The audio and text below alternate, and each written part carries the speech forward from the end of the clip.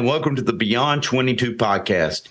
We're your host. I'm Jason Garrett. And I'm Mike Morales.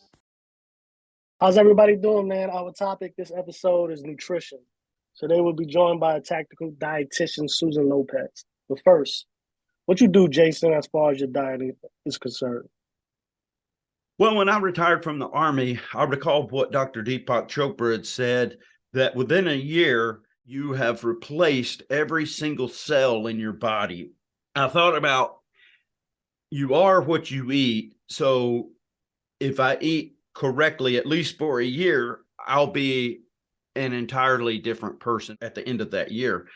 And it's been over 6 years since I began conscious living, and I'm healthier, fitter, leaner, and my blood pressure is a lot lower. Yeah. I'm on less medication. My lab values are outstanding. But before, I was exhausted and I felt like shit all the time. I've also drastically altered my lifestyle to one that's conducive to good, healthy living. I eat right. I don't eat on a clock. I'm not eating at specific times. I'm just eating when I'm hungry. I pay really close attention to my body. And when I am hungry, I fill it up with nutritious whole foods that are more like vegetables and fruits rather than just chips and soft drinks. Hell yeah. And like you have, I've cut out my alcohol, and so I don't drink anymore. That's life. Right. Yeah. I know. I feel so much better. I don't wake up with a hangover every morning feeling like shit. Dude. I mean, it triggered my migraine. Alcohol triggered my migraines a lot. You have to be really specific about your diet. And, and I knew quite a bit already. And like everything I've been exposed to in the military, in special forces especially, you have such a team of experts there to support you and teach you that I took absolute advantage of it. I used the group dietitians. I used our trainers like Hunter and Rob, like we did. I mean, I used everything. I used the pain clinic, I used everything to get the most knowledge on how to create the best physical life that I can live. And I've taken all that knowledge, and that's what I've designed my life around. I mean, but it's not the same for every single person, and people need to understand that, but they need to understand the basics so that they can identify what's best for them according to that. And yeah, I do eat Popeye's chicken every once in a while. Pretty much anytime I leave the house, I drop by Popeye's and get me some chicken. But people nowadays celebrate everything, and we celebrate with food. And you ain't lying. That's exactly what we do, man. So for me to go out and eat Popeye's chicken once a month or twice a month when I get out of the house isn't that big of a deal. It's like, hey, it's a real treat. For me, it's a real treat, and it doesn't affect my health any. And especially when you're not competing or training for anything, it's easy to just put on pounds. Yeah, it is. If you're not watching it. And I've just became really aware of not just what I eat, but how I feel, I feel about what I eat, and how I talk to myself. How about you, Mike? What do you do, man? Man, when I got out the Army, I didn't care really what I ate, what I was feeling, nothing like that, man. Until, my mom, actually last year, my mom passed away, and a lot of it was food related. It was high blood pressure, diabetes, and stuff like that. You know what I'm saying? And yeah, that stuff makes you think, man, I don't want to be like that. I got kids and all that. And then I got results back from blood work. You know what I'm saying? And my A1C was super high. Oh, wow. And that's when all the red flags just popped up, because now they send me diabetes medication. And I'm like, shit, I really got to figure out what I want to eat. Even though I was eating, like, I'm a vegetarian, as I said.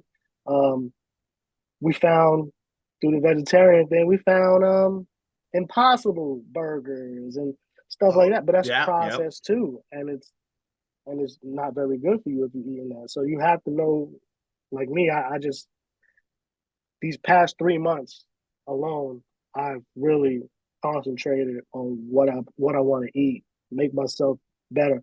And now I already dropped my A1C down to 6.0. So, Oh, from wow. like I've been doing amazing, man. I'm trying to Good. show my kids how to eat as well. You know what I'm saying? Trying to lead them. And my wife is a vegetarian as well. She's a pescatarian too because she eats seafood. But yeah, man, we try to and portion control.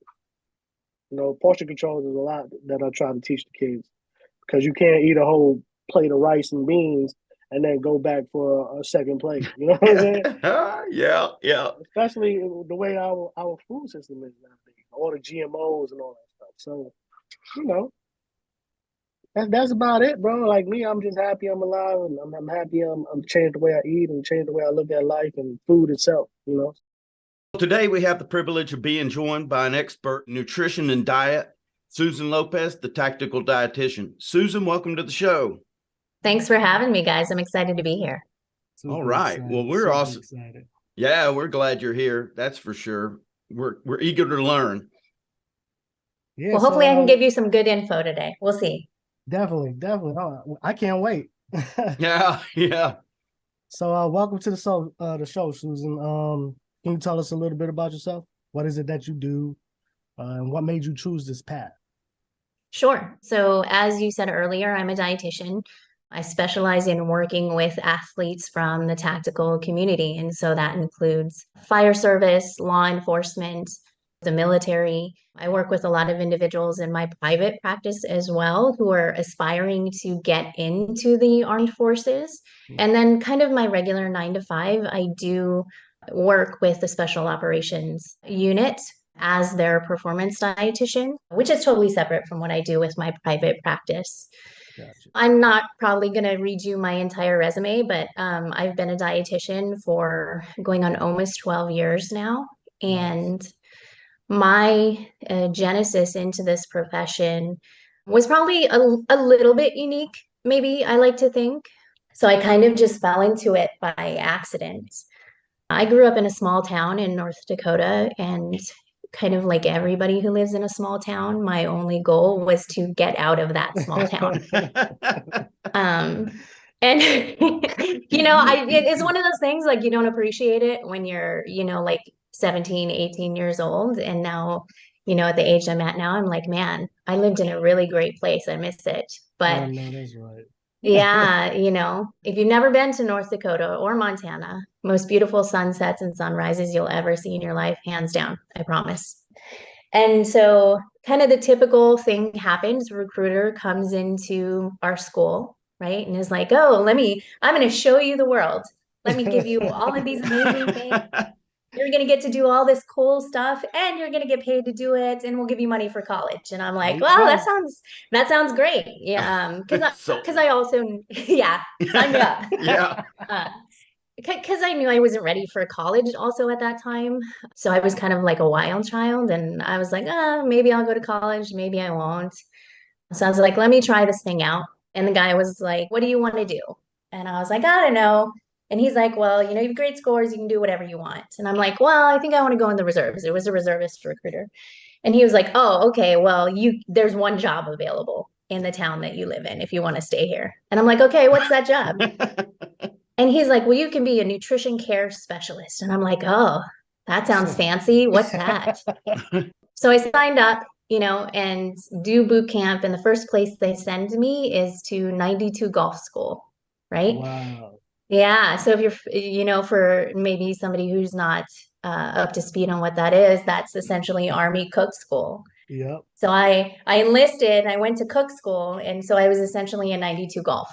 That's crazy. Yeah. And then you get like, as a nutrition care specialist, fancy title, you get an additional like 8 to 9 weeks of training at Fort Sam. I think it's JBSA now, but down at Fort Sam in San Antonio. You go there to learn chronic disease food preparation. So like if somebody's diabetic or has cardiovascular disease or they get their jaw wired shut, you have to be able to provide sustenance for them in a clinical setting, and then of course in a field environment.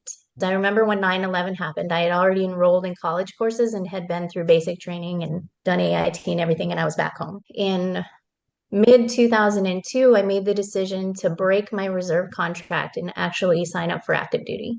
Excuse me one second, Susan. Let me interject a second, if you don't mind. Did that have anything to do with 9/11 or?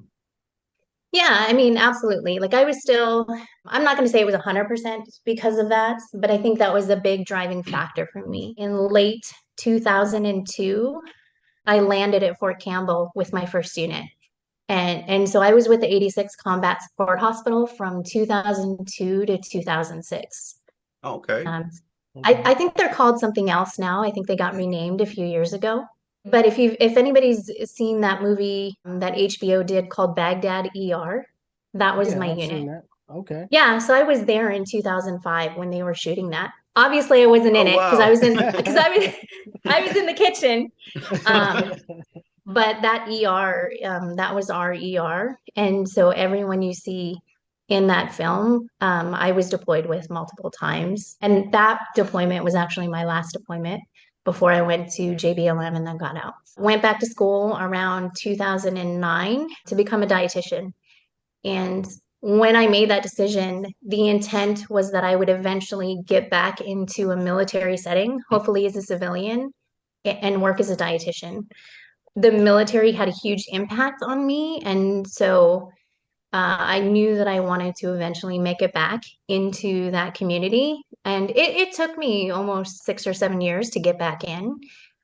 And in 2019, I joined the Army's Holistic Health and Fitness program as one of the performance dietitians, where I was actually embedded into a striker brigade during their pilot program. And then I stayed with them, and now I'm working, of course, with special operations. In probably around 2018 is when I started my private practice officially. And so that has also grown just sort of along with my professional career, which has been kind of exciting. And so that's kind of where I'm at now. And I'm living, up here in the Pacific Northwest with my dog and my kiddo and my husband. And, I can't imagine doing anything else.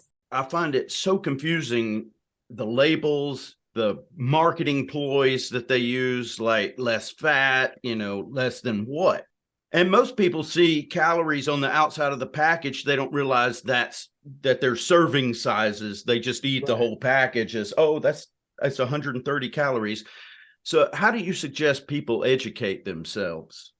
Yeah, no, that's a really good question. And I was actually having a conversation the other day with someone about food labeling and just like how confusing it really is, especially like the percentages of daily values, that came out. I remember when that came out and everybody was so confused by that.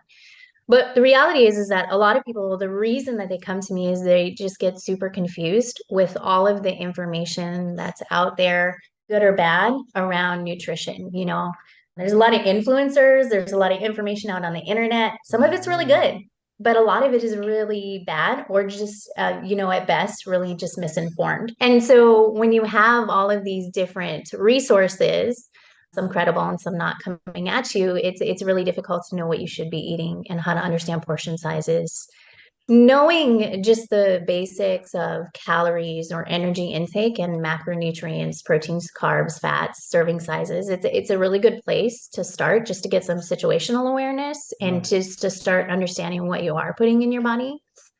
I think where we run into issues is when the information that you're getting is really just taken out of context, or when people are misinformed, or it's just not applied correctly.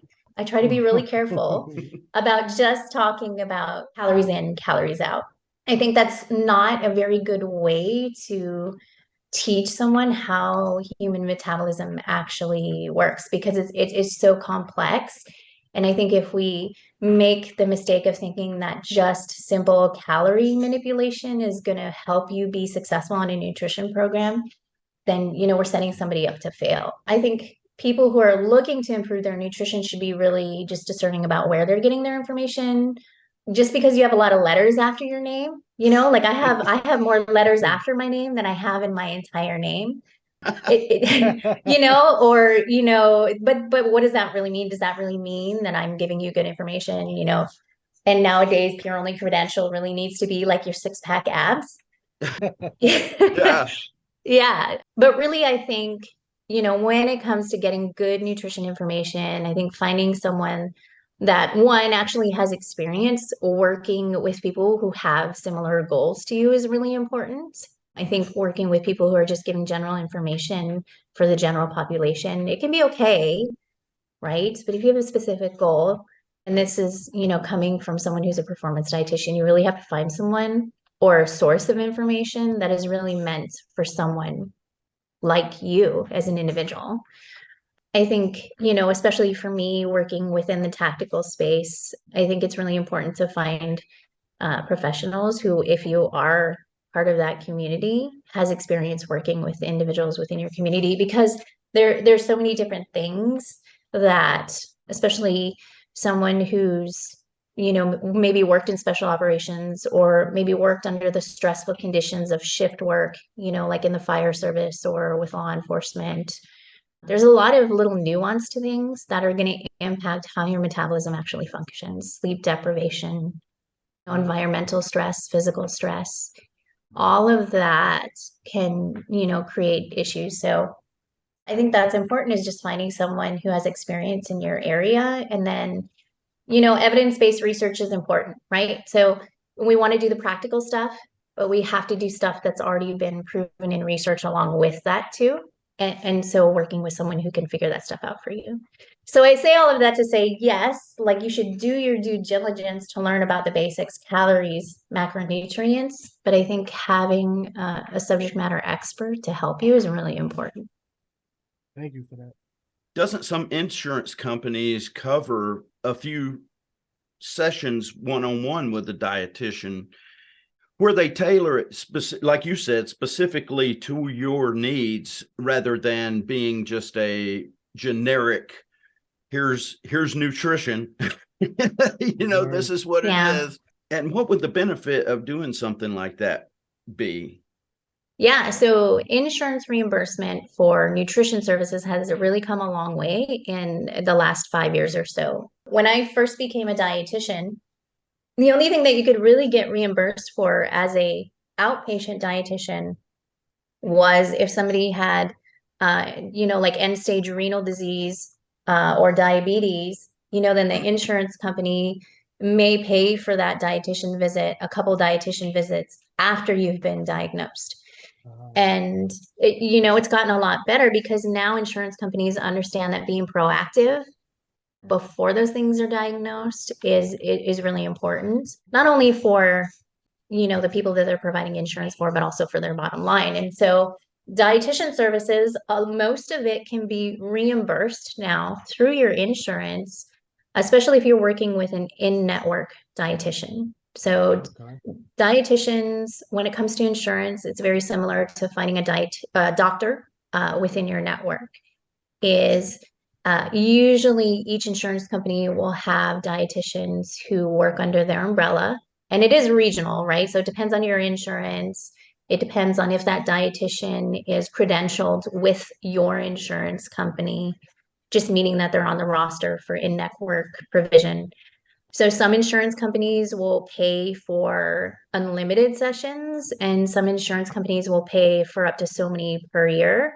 It just depends. Now, if you're working with a dietitian who doesn't happen to be with your network, then you can still potentially get it paid for by your insurance. Most dietitians, even if they're not collecting from the insurance companies, can sometimes write you what's known as a super bill. So they charge you for their services. If they're an experienced dietitian, a lot of times they can write you a super bill, which you can submit to your insurance for potential reimbursement after a session has occurred.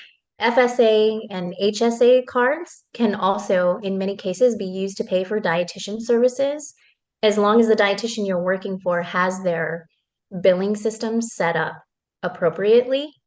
So there's really a lot of options to be able to work with a credentialed dietitian in network or out of network. The best thing to do really though is to call your insurance company and find out exactly what your plan covers and then go from there. Would you mind clarifying? I'm sorry, would you mind clarifying what HSA and FSA are? Yeah, so HSA is like your health savings account, and FSA, it's similar to that. But those are typically where you're setting money aside into a health account that can be used to buy over-the-counter prescriptions, pay your co-pays. Usually they'll give you like a debit card of some sort to be able to withdraw from that. Okay. And depending on your insurance, sometimes that money that you've stored away for that, if you don't use it, you lose it. Oh, So wow. yeah, so if you have one of those health accounts and you need to use up that money by the end of the year, then potentially looking at getting with a dietitian to spend that money can be useful because you can, if it's coming up to the end of the year, you can request that that dietitian charge you that entire amount, and then you can use those sessions, potentially for however long their program is set up for. So something to think about. That's some Wow. good information right there. Mm-hmm. And there's a lot of dietitians who do accept insurance as well. So you just have to, get on the Google machine and type in dietitian and then your insurance provider, and it'll usually pop right up. While you're in the military, we do have to follow certain like diets and stuff like that, especially because we have to meet APFT standards and stuff like that. But as a veteran, you don't really have those resources anymore. Is there any program specifically for veterans to help them learn about nutrition? Yeah, and I've heard good and bad things about different programs. The VA does provide a lot of free general nutrition resources to vets. I actually have a nutrition membership that I run. I provide free memberships to anybody who's active duty military or veterans as well. You just have to reach out to me. I'm more of a performance-based dietitian, so that's kind of my area of expertise. But definitely there's lots of general resources out there. A lot of the transition programs can also provide you with resources. So if you're a veteran or if you're active duty and you're getting ready to get out, a lot of times you just have to connect with those individuals who are teaching those classes and they can point you in the right direction. There's not really one program that sticks out in my mind as being better than the other. It's where are the gaps in your knowledge, and then a lot of times if you were to just again I'm a big fan of the Google machine. If you just type in there kind of like nutrition resources for veterans, I mean, you get a whole stack load of them pulled up. I've worked with a lot of active duty folks who are transitioning out, and they usually get connected to some different resources, either with the local medical facility or just local dietitians on site. But there is quite a few things out there for veterans. I mean, because even one, like right now, I'm actually doing something in the VA. It's called the MOVE program. Yeah, I'm familiar with it. Okay, but it's not too much into nutrition. It's just telling you how to eat, like not too in depth. You know what I'm saying? So, I mean, that's through the VA itself, though. Yeah, it just depends on what you want. Not everybody needs to count calories and macros. Some people like to count calories and macros. A lot of the nutrition coaching that I do, it's based around meal planning, nutrition periodization, general understanding, and management of macronutrients for performance. So I do a lot of very specific coaching. General programming can be good too. And the reason that I say that is because it really just depends on where you're starting from. So I have a lot of individuals that I work with across all services that have just terrible eating patterns. Yeah. It's surprising, right? Yeah, no kidding. Yeah. Yeah. I mean, it's the typical thing, right? So we get up in the morning, probably no food coming in, but probably lots of caffeine and maybe some nicotine to start the day off. Oh, yeah. Right. And then we go to the gym and we crush it every single day. And then breakfast, maybe we'll, have a cup of coffee, maybe some tornadoes if we're lucky. Not calling anybody out, but and then maybe we'll eat lunch. It depends on if we have time or have the desire, or if we do eat lunch, sometimes it's convenience food. I run into a lot of folks who don't eat at all while they're on shift, and then dinner time rolls around and it's like a free for all. And so, for someone like that, if you're really wanting to move the needle on your general health and metabolism, right? Just doing a better job of spreading those calories out throughout the day makes a huge difference right out of the gate in terms of energy, in terms of recovery. I think a lot of times we neglect our nutrition, even though nutrition is the building block for everything that happens in the body, right? Mental health, let's have a conversation around how much our nutrition just impacts our mental health, right? Mhm. And so this is a Well, yeah. huge deal. When you're missing out on calories during the day, when your body is doing the most physical and mental work, there's going to be things that should be happening that aren't happening, things that are going to get, they're going to get laid by the wayside, just, neurotransmitter production. So if we're talking about like serotonin, which is your feel good neurotransmitter, right? That's going to suffer. If we talk about, thyroid hormones, which control your metabolism, moods, your ability to sleep well and produce melatonin.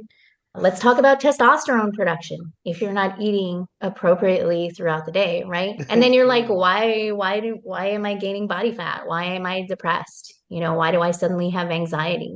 And so your nutrition isn't necessarily going to cause those things, but it's definitely one of those things that can exacerbate symptoms in all of the systems within your body. And so we have to consider that. It's so easy to just not eat. Sometimes nutrition is about control. It's like the one thing sometimes in our day-to-day life that we have complete control over. So we do it poorly or we mismanage it. When we're having a conversation about nutrition, again, it's not just about calories in, calories out. It's really about how nutrition is going to support everything that you want long term. Durability is like a really fancy word that people use now within the tactical community. And it's like, well, what does that really mean, right? Nutrition is going to give you all of the building blocks that you need to stay quote unquote durable, not only through your career, but also, moving into that second phase of your life. Wow. And so I think that's really important. And so that's something that we try to emphasize as well when we talk about nutrition. I believe that you are what you eat because you're transforming that food, that raw food, into the energy and into the cells that are you. So Yeah. if you're eating hamburgers and French fries every day, you're going to be a hamburger and French fry person. And 100%. if you're eating proper nutritious food, then you're going to end up with that type of body composition. Back to what we were talking about, what would the benefits you think for someone to do a one-on-one session with a nutritionist or a dietitian? So I think a lot of the things that you just mentioned, right? Being more intentional and aware, understanding how nutrition is going to impact your overall sense of well-being, not just your waistline. I think a dietitian, a lot of times our role is less about telling you what you should be eating and helping you provide accountability, finding the gaps in your current nutrition, helping you fill those gaps in a way that makes sense for you, and helping you overcome some of those challenges and those barriers that you might be facing. Because if you're having a difficult time eating quote unquote good nutrition and you don't really see a way around some of the things that are impacting your ability to do so, like your schedule or your moods or like your home situation or your job situation, a dietitian who's experienced is going to have a lot of experience working with individuals in the same situation. So they're going to be able to take some of that knowledge that they have from working with similar individuals and be able to help you apply problem solving to what you're trying to do. Most people know what they should eat, right? And the reason that I use quotations a lot of times when I say what you should eat, good nutrition, bad nutrition, right? Healthy food is because I'm a big fan of like all foods can fit. It just, do you have an understanding of how those foods, like you said, are affecting your body and whether or not the way that you're putting them in your diet can affect you getting to whatever overall goal that you're trying to achieve. And so most people know what they should be eating. Most people know that they should eat lots of vegetables, right? Most people know that lean protein is good for you. Most people know that donuts, if you eat too many of them, are going to make you fat and screw up your blood sugar, right? That's not rocket Right. science. Most people know that, right? The issues that a dietitian can really help you work through is, okay, how can I achieve success long term and still have a life? And, how can I do that in the shortest amount of time? The cool thing about nutrition is you can make small changes. For instance, like I mentioned earlier, just spreading out your calories better throughout the day. You can make small changes, adding a little bit of protein to each of one of your meals, drinking water regularly throughout the day, not just, bangs and monsters. Uh, Not that I'm opposed to any of that, right? I have my own caffeine addiction, but you can see changes in your energy levels, in your digestive system almost immediately after implementing nutrition changes. I mean, I've seen people go from like just being defeated by life to having a whole new lease on life in as little as a month, just Yeah. because they're eating enough. You'd be surprised, or maybe you wouldn't be surprised, just at the amount of under eating that happens within the tactical community. It's the like this mismanagement of energy intake. We train really hard in the morning, but we don't eat anything. But that's when we do the most physical activity. But then we don't do anything in the evening, maybe, and we're just chilling at home with the family. But that's when we eat the most. Right. And so when we're talking about not eating enough or misaligned nutrition or not supporting the metabolism, really that's kind of like what we're talking about is just, are you eating in a way that supports everything that you want physically? And most people are not. That's true. And yeah, and so then you start to have kind of all those metabolic issues that I mentioned earlier. So one-on-one with a dietitian, it's not always about nutrition. Sometimes I think I should have probably done my minor in behavioral psychology, because there is just there's so much of just that, hey, like we just need to find a way to work around some of your personal barriers. And so that's really what a good dietitian is going to do for you. I definitely would want a one-on-one dietitian, you know what I'm saying? For real. Yeah. Well, I think of your diet, like think of drug addiction and your food, your addiction to food. You can do without drugs, but you can't do without food. So you're subject to it every single day, regardless of, I mean, you can't just cut it out and say, no more food, I'm done. You're constantly having to fight. I can't imagine. And I know a lot of people nowadays, especially, struggle with that because of time constraints with their jobs, with managing their kids. Yeah, everything. And it's like, oh, I got to eat something. And then the cost of nutritious food is way higher than McDonald's, or it's catching up. I mean, they're catching up to it, but they're still more cheaper to feed a family with junk than it is good food. That's pretty sad, man, because even like right now with me, I got all my kids, they all play sports, and we're barely home. You know what I'm saying? So picking the right foods is pretty, is pretty challenging, so. It can be, but it's another reason to work with a dietitian, because honestly, I can definitely see like short term, like when you're looking at the dollar menu versus what you can buy at the grocery store, especially with the way things are economically right now in certain parts of the country, like it can be really hard. But I think the return on investment, right? You have to consider that. How much is your quality of life, your mental health, your physical health? How much is that worth to you? And the reality of the situation is it might appear cheaper to eat off the dollar menu, to go get a hot dog for $1.50 versus, a bag of chicken breasts for, $10. But long term, what are we really trying to get at? And I think sometimes it's just easier to hit the easy button than it is sometimes to take up the mental energy that it might require to do your nutrition differently. Definitely. And sometimes you're working against your biology. Like the brain is always wanting to find the easiest way to do something. And once you've created habit loops and you've sort of dug your path in, it takes a lot of effort to change that. And so that's another good reason to work with a dietitian, is to help you lean into those changes that you want to make. Mm-hmm. I think where a lot of people tend to get lost in is we want to take things away from our nutrition because we think that's going to make us healthier. When the reality is that you should be adding things into your nutrition routine first. Gotcha. So like a good example of that, like if we're working together and we're working on body recomposition, I'm typically not going to recommend that you cut out anything that you're eating unless it's like dirt. Like if you're eating dirt, I'm gonna be like, oh, you probably shouldn't do that, right? Yeah.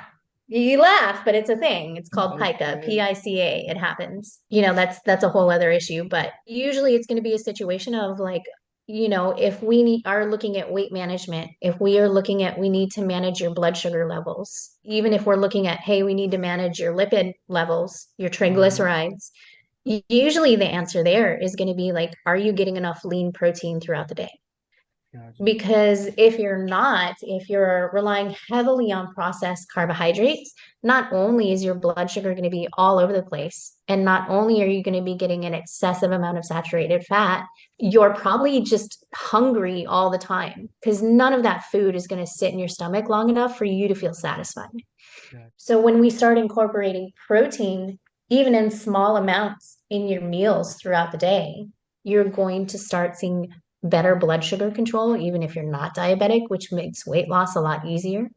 You're going to feel more satisfied. It's going to be better for helping you maintain lean muscle mass, even if you're not very physically active, bone health. I mean, there's just all sorts of things that occur when you start adding in the right foods versus restriction. If we restrict things, we tend to want them more. If I'm like, oh, I'm never eating chocolate chip cookies again, what are you going to do the next time you see a bag of Eat all of chewy. them. Yeah.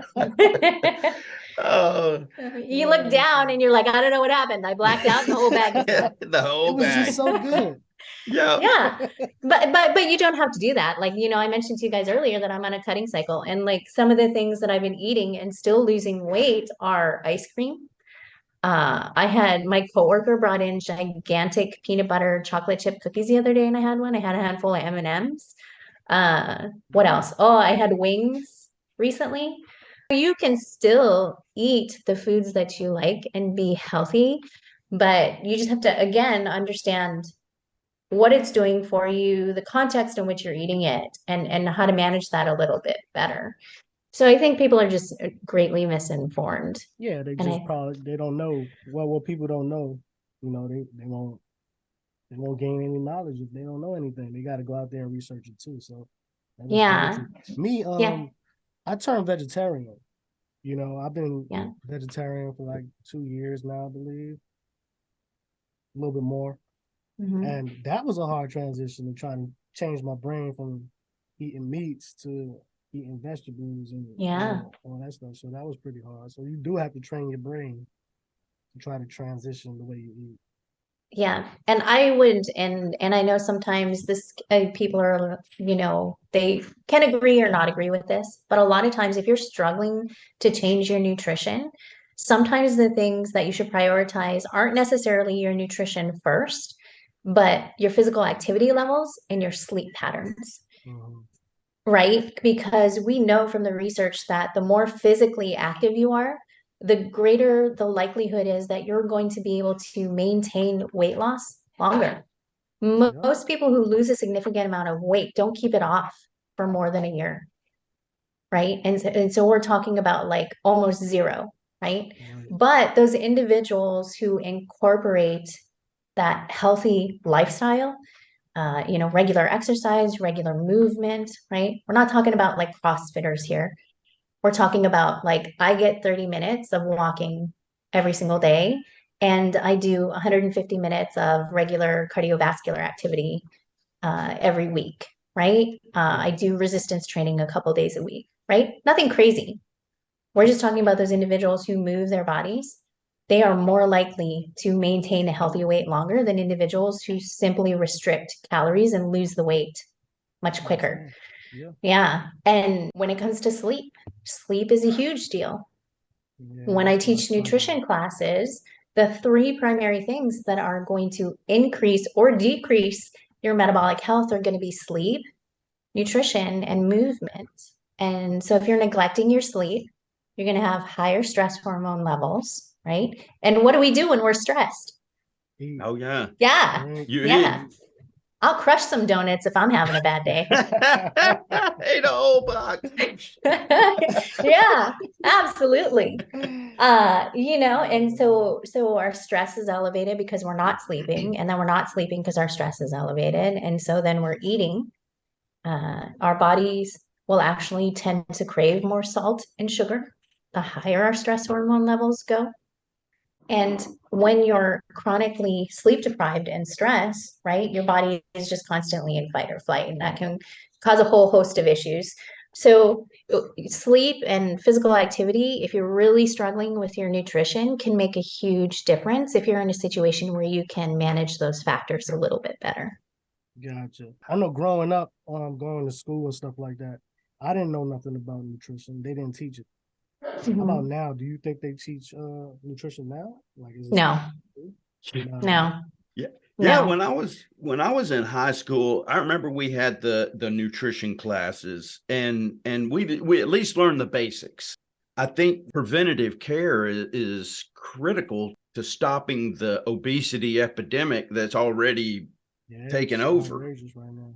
I don't think they do a great job of teaching nutrition to not only high school students, but in college. I mean, let's not even get started on what I think about what they teach in medical school, but they do teach health classes, which, like I think I had a semester of it in high school. Like I had one health class, and it didn't cover just nutrition. It was like a lot of tobacco and sex ed and alcohol and drugs, right? So there was a lot there. But I think the bigger problem is the mixed messaging, right? So we're teaching this class sort of in school, but we're also cutting physical activity out of schools, like recesses, PE programs are getting cut. Yeah. And then on top of that, this is just my personal thing is like, we need to go back to where like the playgrounds are just super dangerous, right? And rusty slides and stuff. Yeah. Yeah. If you never went down a metal slide in your life and got those burns and cuts on your legs, you ain't living. Yeah. You obviously have not lived life. And like the merry-go, so we had like this merry-go-round at my school that was like 3 levels, and they all spun independently. Wow. And so we would like the bell would ring and we'd all run out there and we'd climb on this thing. And I know like if you guys have younger listeners, they're probably going to be like, this bitch is old. But like we would all run out and like climb on this thing, and it would all move independently. So you would have like your friends at the bottom who would just spin it as fast as they could. And there'd just be kids like flying everywhere, flying everywhere. Like we had like a wood climbing fort, and there was like metal bars and just like these round beams, and you could climb like 12 feet off the ground. And I actually fell off of it one time. I had to get stitches, knocked me completely out. And then the monkey bars, like you never see monkey bars anymore. I used to love the monkey bars. Yeah. They're like, oh, this generation is weak. And I'm like, put fucking monkey bars back on the playground. Kids don't get enough of that these days. Right. Yeah. That's right. And so, right. So then you have that. And then you also have this situation where if you walk down any large school campus, there's vending machines filled with soda, with chips. You have these big food companies contracting with these schools to provide school lunches. I mean, for a long time, ketchup was considered a vegetable per the school menu guidelines. No sweat. I didn't know. Oh my God. I was like, are you freaking kidding me right now? I think one of the things that would be great to bring into schools, or at least back to schools, is like teach kids how to grow their own food and give them the tools to do that. Teach kids, here's how to build your own little garden that you can feed the whole family on. And here's the $10 worth of parts that it takes to do that. And you can go home, teach them how to do that, and teach them how to really get into their food and how to grow it, and then how nutrition plays in as well. Yeah, and remember taking home ec, and Right. they teach you how to prepare food. Yeah. And that's part of the problem too, right? And so you have this whole generation that's growing up without life skills. And Right. you know, and so we're just hitting the easy button on things. And a lot of the health issues that we're seeing now, they're preventable, right? Diabetes, cardiovascular disease, so many cases of those are preventable. Even neurocognitive diseases like Alzheimer's, right? Sometimes people call it type 3 diabetes, because what's coming out in the research now is that your blood sugar levels, what you're taking in on your body on a daily basis, is a big predictor of whether or not you can potentially get Alzheimer's or some other type of neurodegenerative disease later in life. And so we're just kind of ignoring it. This generation of adults isn't teaching their kids I think sometimes the basic things that we had growing up. You know, you and I, we were exposed to those things. Like our parents still cooked in the home. And now as adults, we're struggling just to continue that process. And a lot of that has to do with becoming a more affluent. And I blame the internet for a lot of things.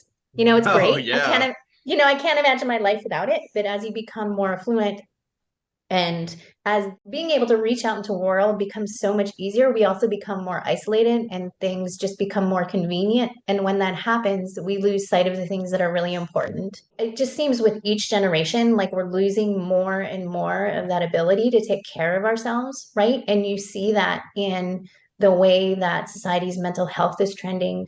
You see that in the way that men's testosterone levels are trending. You see that in infertility rates in females. Like, people should be scared right now as to whether or not we're going to make it through another millennia, right? Yeah. But This it's like what I say. yeah, like, what's going to happen? Really, it needs to start at home. And so parents, like, if we want to change things, we have to be the example in a positive way. If you have kids in the home, like, you have to be really careful about body shaming yourself, about being really restrictive with yourself. Kids are born with the ability to self-regulate their hunger levels and their appetite. What happens is they unlearn how to do that when they're exposed to all of this negative food behavior in the home, but also now you have the influence of social media. Schools should do better, but I think, as parents, we have to take some of that responsibility on too. That's so true. Yeah. How about for like people who's not like athletic, you know what I'm saying? Like people who's, when they get out the army or whatever, they're not athletic as they were when they were in. Do you recommend like a calorie intake for them? Yeah, I think it's good to actually look at your calories and look at portion sizes, even measuring your food when you're first learning about nutrition. Again, not because we want to be restrictive, but because you need to learn what an appropriate portion size for you looks like. Gotcha. And so I know some dietitians don't like it, but I'm a big fan of, hey, let's just visually learn what an appropriate serving size looks like. There you go. And hey, just get some regular walking in. Like, you don't have to, be in the gym every single day if that's not who you are. That's totally fine, but maybe get some stretching in there, do some walking, right? If anything, just to save your back and your bones and your spine, right? When I moved out here in 2018, I was severely depressed and stuff like that. I was up to 280 something pounds, man. Oh, wow. And yeah, it was crazy. And then I moved out here again. Now I'm 202 pounds. You know what I'm saying? So it's all because of what I've changed to eat. You know what I'm saying? Yeah. And there's no one size fits all, right? Some people will do great on certain diets. Some people won't. You just have to find what works for you. Apps can be great. They can provide a lot of self-accountability and knowledge. if you don't have access to a dietitian. So I'm a big fan of apps. It helps you be more intentional about your nutrition so that you're thinking about it more on a daily basis. If you're using an app, usually I'll tell people like a good split to start with, if you're not super physically active, is typically going to be like a 40-30-30. So like 40% carbs, 30% protein, 30% fat. Or, if you're needing to manage your blood sugar a little bit better or your weight and you're not super active, sometimes I'll recommend a 35-35 for protein and carbs, and then 30% from fat. And then you can bump your carbs up if you become more physically active. A lot of people will track their food in an app in real time as they're eating it. And that's a terrible way to use the app, in my opinion. The primary way to use those apps is by pre-planning your meals when possible. Oh, wow. Mm-hmm. I never thought about that, because I used apps for quite a while and it was always recording what I've already eaten. Yeah. And one of the things that happens, or that I see a lot, is if you have a busy lifestyle, lunch might roll around and you're like, oh, now I got to find something for lunch. So now you're wasting a lot of this mental energy on figuring out what to eat, what's healthy, what's not healthy. And then you can get frustrated very easily. And on top of that, you're hungry. And that's going to affect your decision making. And then that's where we get caught up in hitting the easy button, right? And so if you're using the app to pre-program your ideal day and then only making changes to it if you deviate from that, then that's a much better way to use the app. The other thing too is if you're pre-planning your day, you can work in like the ice cream and the French fries. I love French fries, by the way. Yeah, and the wings and the things that you love, you can pre-plan those into your week, still stay within sort of those limits that you may have set for yourself, and still see progress on the scale without feeling deprived. So I think just using the app smartly is where you're going to get the most bang for your buck. It shouldn't be a punishment. It should be a planning tool. Wow, that would have made it so much easier. I used to race bicycles, road race, and I've never even thought about using the app backwards like that. Would have made calculating those percentages so much easier. So what apps would you suggest? Well, so there's a couple that I like. MyFitnessPal has been around forever. I've been using that one since before it was an Under Armour thing. And it's always been great, but now they want to charge you for every little thing, which isn't great. I mean, if it's cheap, so if you want to pay for it, by all means, pay for it. I have started turning people onto Chronometer, Chronometer. It's very similar to MyFitnessPal. It does have a paid version, but a lot of the features are still free, like being able to scan barcodes and whatnot. Okay. You're not going to get any coaching with that app, but if you're just wanting to track and get sort of just like an azimuth on where you are with your nutrition, then that can be really helpful. Another one that I really like, if you're wanting more of like the coaching, is the Carbon app. And so this is, if you're familiar with Dr. Lane Norton, this is his app. And I've actually used this one. It's really great. And then I've heard good things about the RP, the Renaissance Periodization app as well. They've been around for a while too. They're very evidence-based, just like Carbon is. And it's more of a coaching app. So you can program your macros in there. And then based on whatever you log for the day, it will actually adjust your macros for the rest of the day for you. And so those are probably like the top three. So if you're wanting to do the free one, do the Chronometer. If you're wanting to pay a little bit extra for like the Carbon or the RP, that is sometimes a little bit more user friendly first. So what exactly would you track? I mean, like, would you just track what you're eating and that fills in the calories, or would you track also your activities and stuff like that, so you could kind of get a basis of what you're doing against the incoming and the outgoing? Yeah, I think if we're talking about what's more important in terms of tracking calories or looking at your breakdown of macronutrients, I would argue that your macronutrient intake when you're eating and how much you're eating in terms of proteins, carbs, and fats is more important. And I say that from more of a physical activity standpoint, because different types of foods are going to have different benefits for the body. So if you're really physically active, typically your carbs are going to be, prioritized protein intake should be prioritized for everyone. So I will usually recommend, look, if you're struggling with your nutrition, regardless of what your goal is, make sure you're at least hitting your minimum protein intake throughout the day first. Gotcha. Yeah, that's the best place to start. Again, because we want to add in the things that our body needs before we start removing stuff. And most of us don't get enough protein throughout the day. And the reason that we've kind of switched to this emphasis in the world of nutrition is also because a lot of us are more sedentary than we used to be. Most of us don't do a lot of physical labor. You know, we sit in front of our computers most of the day, or we work indoors. And so one of the things that we need to do is really emphasize that protein intake for blood sugar management, satiety, digestion. That's sometimes the easiest place to start. Most people are willing to add more protein into the diet versus taking out. Oh yeah, that seems easier. Certain things. Yeah. So before we wrap it up, let me ask you, what do you think about diets like the keto diet, fad diets and stuff? That's like a good question. Keto diets, the dirty keto, the intermittent fasting. I think that's probably the newest one that I know of. Yeah, I try to I'm pretty indifferent to them, right? I don't draw necessarily a hard and fast line into one diet or the other. Yes, I believe that a well-balanced diet is going to be most appropriate for most people. Typically, what I'll do is if somebody is interested in one of these diets or following one of these diets, I always want to ask why, right? Why are you following this diet? What are you hoping to get out of it? Does it make sense for you in the context of your occupation, your lifestyle?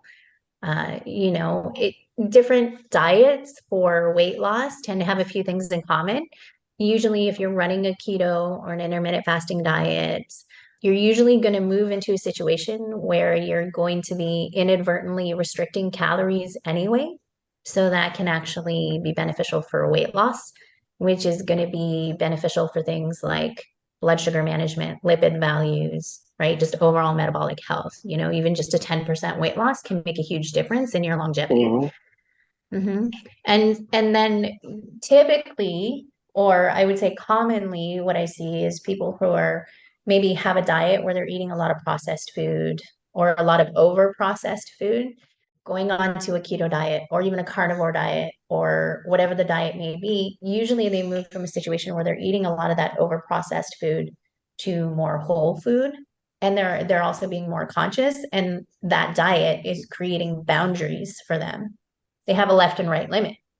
Most of us, when we eat, we don't think about what our left and right limits are. But then when you label something, now you have boundaries. And that's okay if it makes sense for the context, again, of your occupation and your lifestyle.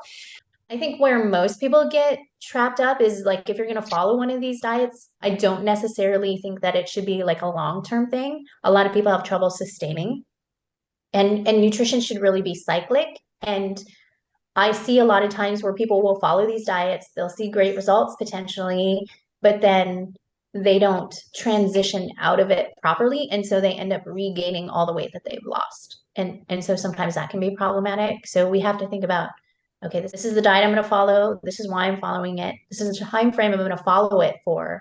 And then this is what I'm going to do to transition back into a non-dieting lifestyle. Makes sense. And so that's where I think the issues come up is when, I want to crush a 10-mile run at 5 a.m. in the morning, but I haven't put any fuel on my metabolic fire for 18 hours. And now I think I'm going to go out there and run the best time. And that's probably not going to happen, right? But, if we're a desk jockey and we have trouble with not being able to recognize physical hunger, or we just mindlessly snack all day, then having boundaries is important. I don't really care what kind of diet you're on, but can you do it in a way that makes sense? Can you do it smartly, and can you do it safely? That's all I care about. Nice. Because I'm actually doing I was doing intermittent fasting. I was doing that for a while. When I first started my little weight loss journey, all it started was me walking. I started walking first, and Yeah. then I was like, I got to change the way I eat. And now I work out every day. I do the HIIT program, so like I do just HIIT exercises. Yeah, and What's so right, so like you're now like a walking testimony of everything we just talked about. You focused Hmm. on your movement first, and then the nutrition piece fell into place, and you've maintained your weight loss. Yeah, I'm still going at it too. I'm trying to get yeah. lower, so. Yeah. Yeah. Well, Hmm. when I left the Army, that's exactly what I did too, was I dropped 50 pounds, and I think a lot of that was stress levels going down. Just I went from this level of stress to none at all almost instantly. Hmm. And like Mike said, walking and everything, but also like Mike did. Now, I'm not a vegetarian. I just kind of watch what I eat. But like Mike did, I also quit drinking alcohol. And alcohol was, I mean, I was drinking, well, I was pretty much an alcoholic back in the Yeah, Army. me I mean, too, I was man. drinking 6 craft beers every weeknight and like 18 to 24 every weekend night. Yeah. Yeah. And those are heavy calories, and liquor is too. It's all of that's really heavy, and I don't drink anymore. So I've kept the weight off since 2016. I dropped 50 pounds the first month I got out, and I noticed my weight fluctuates upward during the winter, and I don't fight that anymore. I used to fight it, Hmm. and it would be the struggle to fight it. Now I'm like, you know what? I'm just going to let it go up during the winter, but the seasonal increase in activity drops my weight drastically back to where it was. And I only fluctuate now probably 10 pounds up, because during the winter, I just keep it at that. Okay, I've got a cap. Here's 10 pounds above my normal weight, and I don't even weigh, but I can feel my weight Bigger, at. got it. Now I know I'm 10 pounds overweight when these pants don't fit, when I'm having to struggle to button them. But it's like everything just melts off during the summer now, but it's directly related to my activity. And I eat pretty healthy all year round. I just eat a few more treats during the winter. And I think I that's heard. like we Oh, should sorry. normalize that, right? I think so. Yeah. Like when we're talking about cyclic nutrition, I usually within my community that I coach online, right? October, November, December, that's game season, baby, Oh yeah. right? I'm putting up PRs in the fall. I have, the best lifts ever after Thanksgiving. Like that should be normalized. And I think like that mindset that you have around that, I think that more people need to have that. Like this, it's just normal, it's cyclic, and I know that I'm going to shed it in the spring, right? Mhm. So, yeah, and sorry, I didn't mean to cut you off there, Mike, No, no, but no. That was all No, I you had to good. say. I was just gonna say, motion is lotion for your joints, man. That's what they said in Mhm. the Move program. Yeah. Yeah. And Hmm. the dad bod is in nowadays anyway, right? So, Wait, wait. yeah. Do you have a web page we can share with our listeners? Yeah, I do. So for non-military folks, if you're wanting to work with me, you can reach me at tacticaldietitian.com. I'm on Instagram. If you are currently serving, you probably know where to find me already. So just hit me up. Well, excellent. Thank you so much, Susan, for coming on our show and taking time out of your busy day. We really appreciate all the knowledge that you've shared with us. I mean, this is great. I mean, Yeah, it's amazing, man. I definitely want to listen to this over and over again, man. yeah. You gave a lot of knowledge. We will editing it. Yeah, yeah, definitely. I mean, just really just sitting down and listening, though, like taking it all in. Yeah, no, this was awesome. I had a lot of fun this morning, so I'm super grateful that we were able to connect. Dude, that was a lot, man. Hell yeah, man. I definitely learned a lot on this one, man. What was your favorite part, man? I don't know, Mike. There's so much. Yeah, I mean, there was so much. I thought I loved it all. I think it was amazing. I learned quite a bit. What about you, Mike? Man, I mean the whole thing, she was very knowledgeable on a lot of aspects of nutrition. I mean, she broke it down to the simplest form for everybody.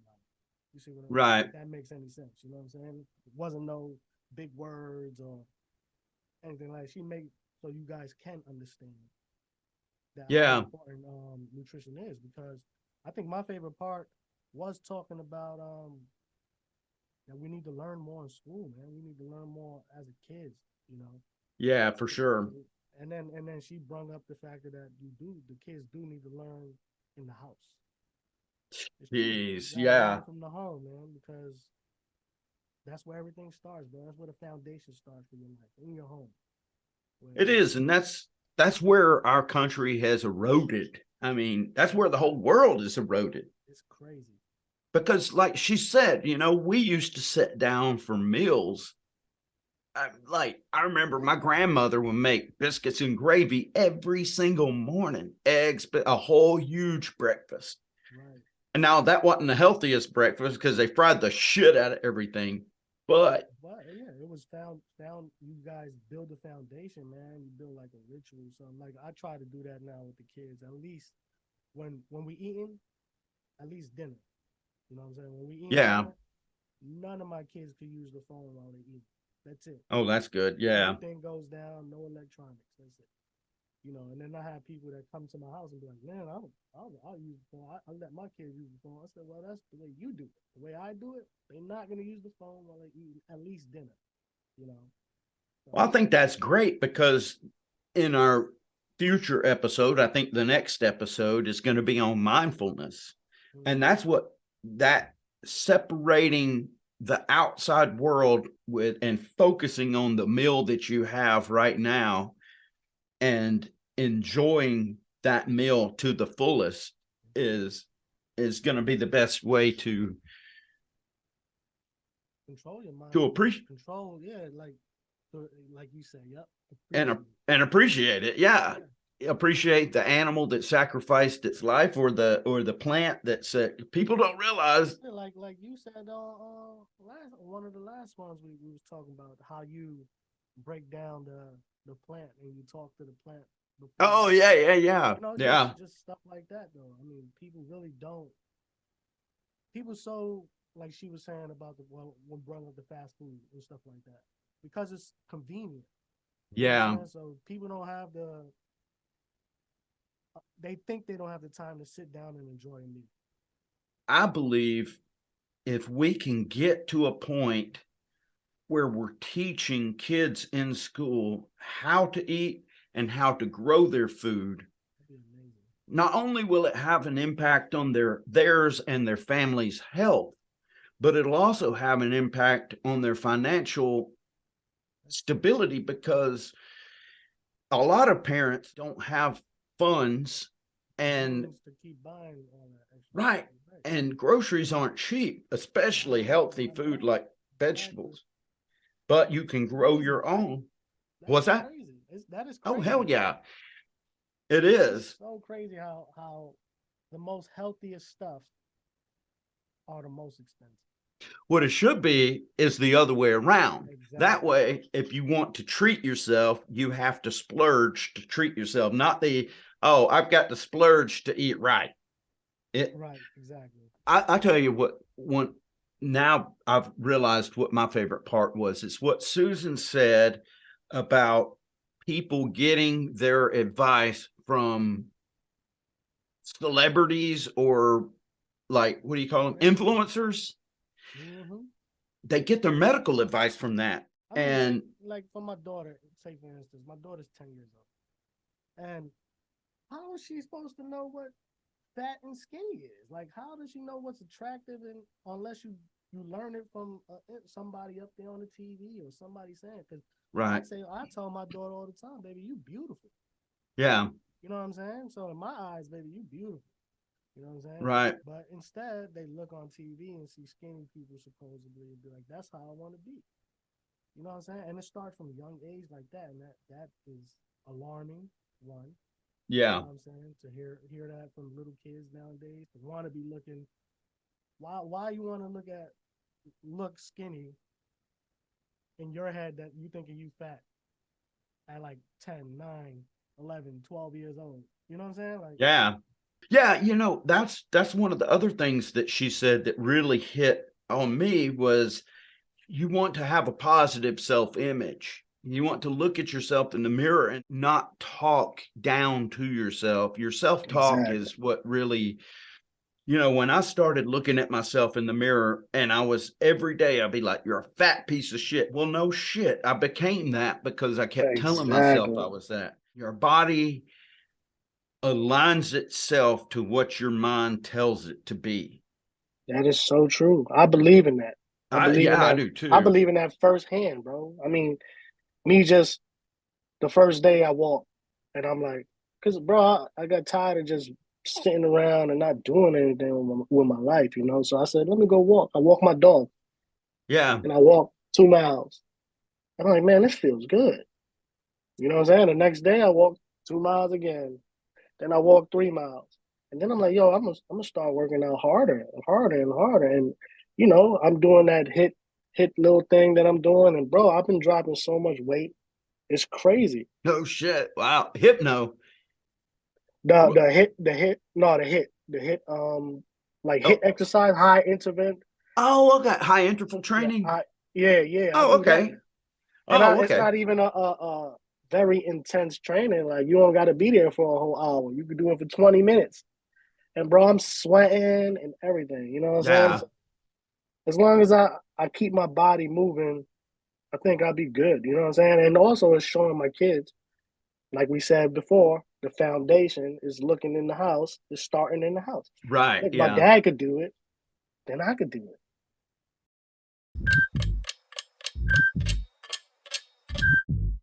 Soldier died by suicide. Death of the U.S. soldier. Hearing today on military suicide prevention. Too many of our nation's heroes are taking their own lives, and we, as a nation, need to bring that to an end. Today we have the privilege of being joined by an expert on the. All right. Today we have the privilege of being joined by an expert in the field. You're good. Today we have, God,